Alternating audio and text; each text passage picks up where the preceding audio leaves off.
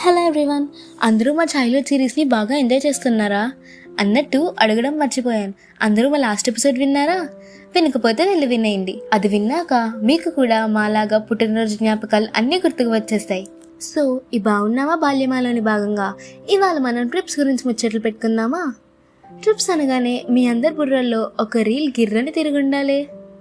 ఇప్పుడు అందరికీ ట్రిప్స్కి వెళ్ళడం కామన్ అయిపోయింది, కానీ మన చిన్నప్పుడైతే ట్రిప్స్ అనగానే హాలిడేస్ వస్తాయని తెగ ఆనందపడిపోయే వాళ్ళం. మన ఫ్రెండ్స్తో మాత్రం ముందుగానే నేను ట్రిప్స్కి వెళ్తున్నానా అని చెప్పి తెగ ఫీల్ అయిపోయే వాళ్ళం కదా. ఇక ట్రిప్స్ ముందు రోజు నుంచే ఎప్పుడెప్పుడు నెక్స్ట్ డే వస్తుందా, ఎప్పుడెప్పుడు వెళ్దామా అని తెగ ఎదురు చూసేవాళ్ళం. మీకు గుర్తున్నాయా, అమ్మ వాళ్ళు ఎప్పుడైనా ట్రిప్కి పోదామని ప్లాన్ చేస్తే చాలు అప్పటి నుంచి ఎన్ని రోజులు ఉన్నాయా అని లెక్క వేసుకొని డేట్లన్నీ ఒక నోట్బుక్లో వేసుకొని కొట్టేసుకుంటూ ఉండేవాళ్ళం. మీరు చేశారో లేదో తెలియదు, కానీ నేను మాత్రం అలానే చేసేదాన్ని. ఇప్పుడంటే ఫ్రెండ్స్తో ట్రిప్స్ అని అటు ఇటు వెళ్ళిపోతున్నాం, కానీ అప్పట్లో స్కూల్ వాళ్ళు ప్లాన్ చేసే ఫీల్డ్ ట్రిప్ మాకు ఫ్రెండ్స్తో ట్రిప్ అయ్యేది. అదేంటో ఎప్పుడు స్కూల్కి వెళ్ళనో నేర్చే మనం ఆ రోజు మాత్రం ఒక గంట ముందే వెళ్ళి క్లాస్లో కూర్చునే వాళ్ళం. అలా స్కూల్ బస్సులు స్టార్ట్ అవగానే మనం అరిచే అరుపులు, పాడే పాటలు, ఆడే ఆటలు అస్సలు మర్చిపోలేనివి. ఇదిగో ఇప్పుడు కూడా మీకు ఇలా చెప్తుంటే నాకు ఒక పాట గుర్తొస్తుంది. అదే అండి, నా ఆటోగ్రాఫ్ సినిమాలో గుర్తుకొస్తున్నాయి గుర్తుకొస్తున్నాయి. ఆహా, ఎంత బాగా రాశారో కదా మన చంద్రబోస్ గారు.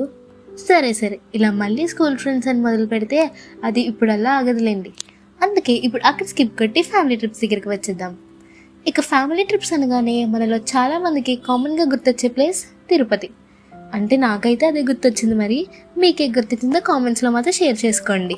ఎలానో తిరుపతి గురించి వచ్చింది కాబట్టి ఆ తిరుపతికి వెళ్ళే ముందు రోజు మనం చేసే హడావిడి, అక్కడ ఆస్వాదించే ఆనందాలు అన్నీ మీతో పంచుకుందాం అనుకుంటున్నా. ఎప్పుడైనా నాన్న తిరుపతి వెళ్దామని ప్లాన్ చేస్తే చాలు ఆ ముందు రోజు అమ్మ దగ్గరికి వెళ్ళి చిన్నగా అమ్మ నేను ఇవాళ స్కూల్కి పోనమ్మా, ఇంట్లోనే నీకు హెల్ప్ చేస్తానని తెగ నటించేసేవాళ్ళం.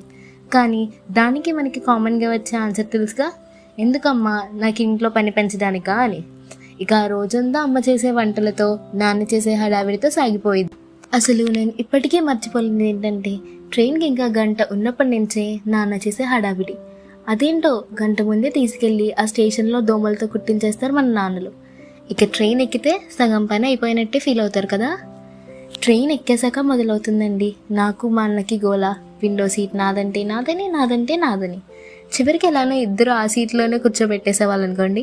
అయినా ఆ గొడవ మాత్రం మ్యాండేటరీ ఏంటో. ఇక కిటికీ సీట్ వచ్చిన దగ్గర నుంచి ఆ కిటికీని వదిలేసి తిండి మీద పడిపోయేవాళ్ళం. ట్రైన్లో వచ్చినవన్నీ కావాలని తెగమారం చేసేవాళ్ళం. తీరా నాన్న కొనిచ్చాక ఈలోపు ఇంకోటి ఏదైనా వస్తే అది కూడా కావాలని తెగ గోలు పెట్టేసేవాళ్ళం కదూ. ఇలా అలా రాత్రి దాకా గడిచిపోద్ది. రాత్రి అయితే చాలు మళ్ళీ ఆ కిటికీలో నుంచి కదిలే ఆ చెట్లని, చల్లని ఆ వెన్నెలని చూస్తూ తెగ మురిసిపోయేవాళ్ళం. ఇక పొరపాటు నా జర్నీలో వర్షం పడిందా, అయిపోయాం. కిటికీలన్నీ మూసేసి దుప్పటి కప్పి పడుకోబెట్టేసేవాళ్ళు అమ్మ నాన్న. ఇలా ఎలానో ఆ తిరుపతి చేరుకుంటే అప్పుడు స్టార్ట్ అవుతుందండి కన్ఫ్యూజన్. ఇప్పుడు మనం బస్సులో వెళ్తామా లేక నడిచి వెళ్తామా అని. ఒకవేళ నడిచి వెళ్తే శ్రీవారి మెట్టులోనా లేక అలిపిరిలోనా అని. నడిచి వెళ్దామని నాన్న అంటే చాలు ఆ దారిలో తినడానికి ఏం కనిపిస్తారా అని తెగ ఆలోచించేసేదాన్ని నేను.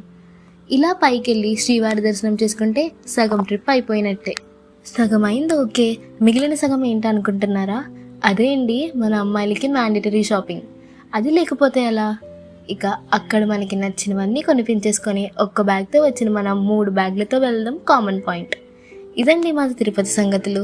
ఒక్కసారి ఇలాంటి ట్రిప్స్ కుదరకపోయినా మనం కుదుర్చుకొని మరీ వెళ్ళే ట్రిప్ అమ్మమ్మ గారి ఇల్లు. ఇక అక్కడ మనం మన కజిన్స్తో చేసే హడావిడి గురించి నెక్స్ట్ ఎపిసోడ్లో చెప్పుకుందాం. ఉంటాను. నేను మీ హోస్ట్ అభినయ, కంటెంట్ రైటర్ కీర్తి.